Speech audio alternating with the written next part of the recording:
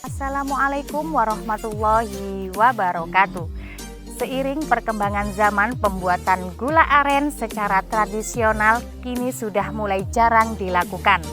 Namun, di Desa Bukit Pariaman, pembuatan gula aren secara tradisional kini dilakukan oleh beberapa warga Desa Bukit Pariaman untuk tetap menjaga warisan nenek moyang. Selama kurang lebih 6 tahun, Bapak Agus, 44 tahun, warga Desa Bukit Pariaman, Kecamatan Tenggarong Seberang, masih setia menekuni pekerjaan memanjat pohon aren untuk mengambil air pohon aren atau air nira untuk menjadi bahan baku pembuatan gula aren. Setiap pagi dan sore, Bapak Agus memukul batang pohon aren agar dapat menghasilkan air nira yang banyak dan manis.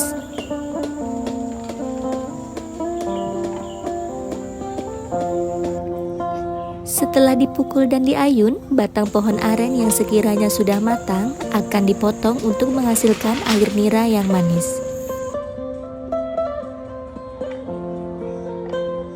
Lalu, Bapak Agus akan memeram atau membungkus ujung batang pohon aren dengan ijuk aren dan beberapa resep rahasia. Air nira akan didiamkan selama 2 hari untuk menghasilkan air nira yang diinginkan. Setelah itu, Pak Agus bergegas menuju pohon aren lainnya untuk mengambil wadah yang berisi air nira yang telah ia biarkan selama semalaman.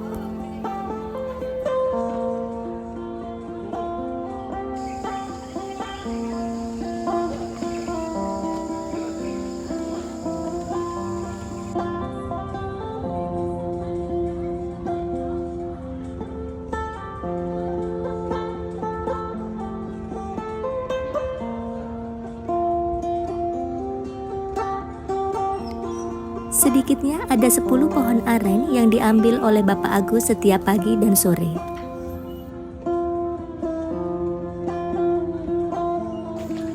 Dalam proses pembuatan gula aren, Bapak Agus dibantu oleh sang istri.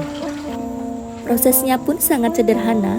Air nira yang sudah dimasak kurang lebih 6 jam di atas wajan menggunakan tungku kayu bakar sambil terus diaduk hingga mengental sempurna, lalu kemudian dicetak di dalam cetakan. Baginya, selain untuk sumber penghasilan keluarga, membuat gula aren sekaligus untuk melestarikan warisan leluhur.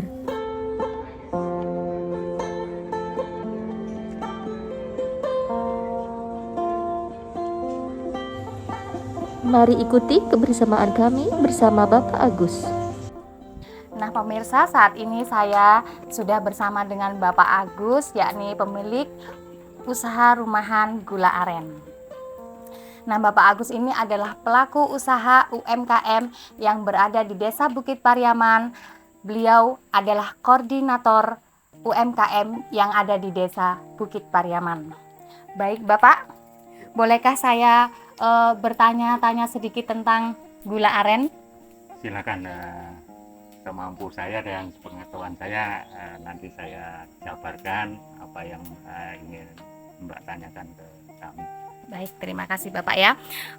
Untuk sehari ini Bapak, dalam satu hari ini proses produksi pembuatan gula aren itu biasanya berapa kali Pak? Ini minimal 1 kali produksi, yaitu pengambilan nira pagi dan sore hari. Sore, pagi dan sore ya Pak ya. Baru kita matangkan, kita masak seperti ini.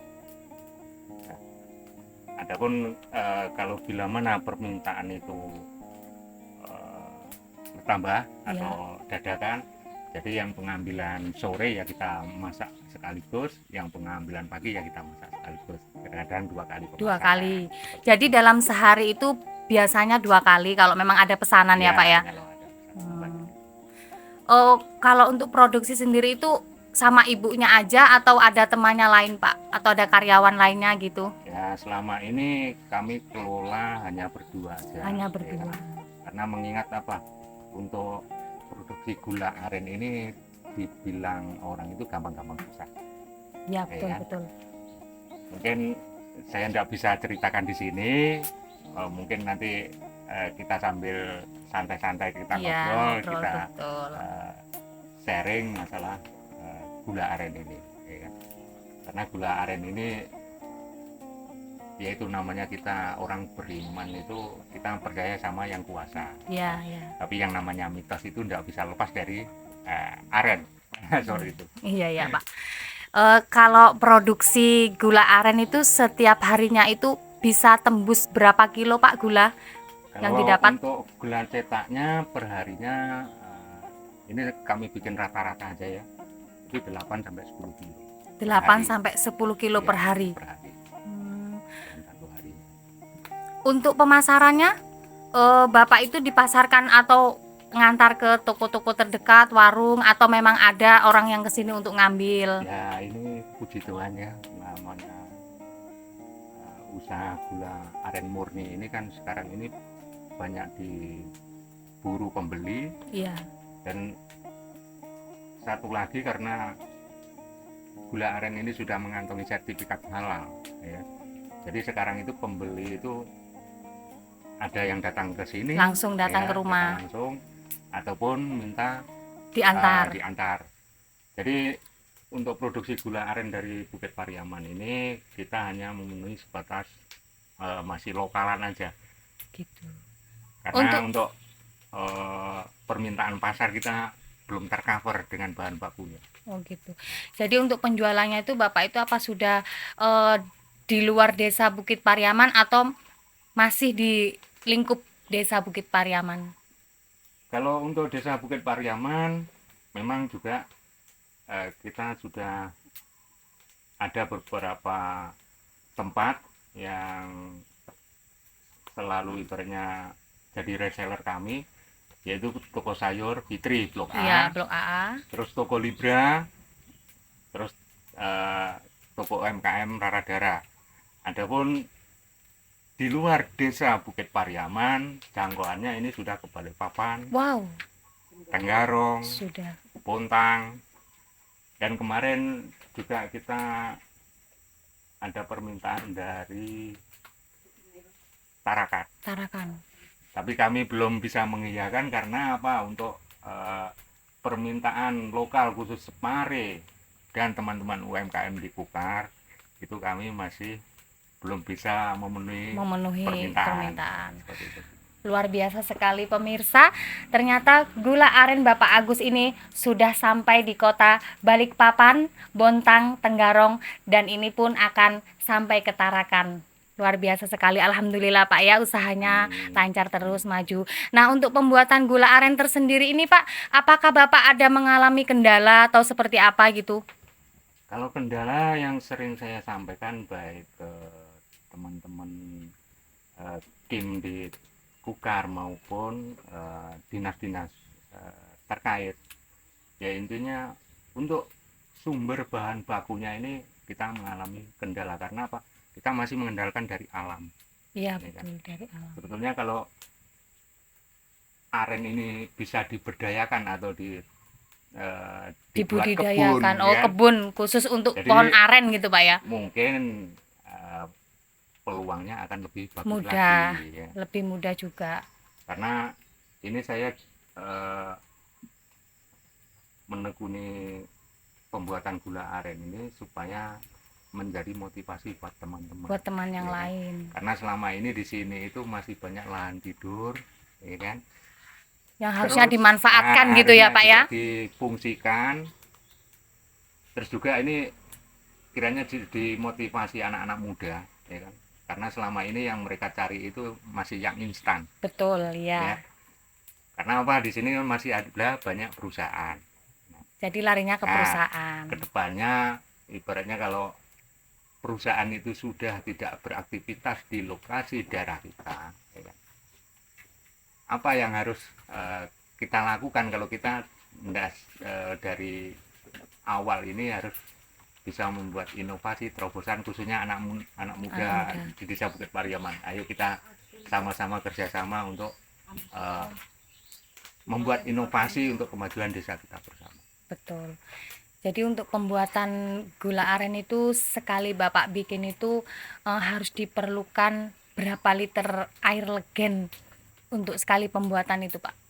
Namanya kita kembali ke rezeki kita, Mbak. Oh gitu ya. Ibaratnya air nira ini seperti pepatah mengatakan itu, kita menunggu tetesannya embun.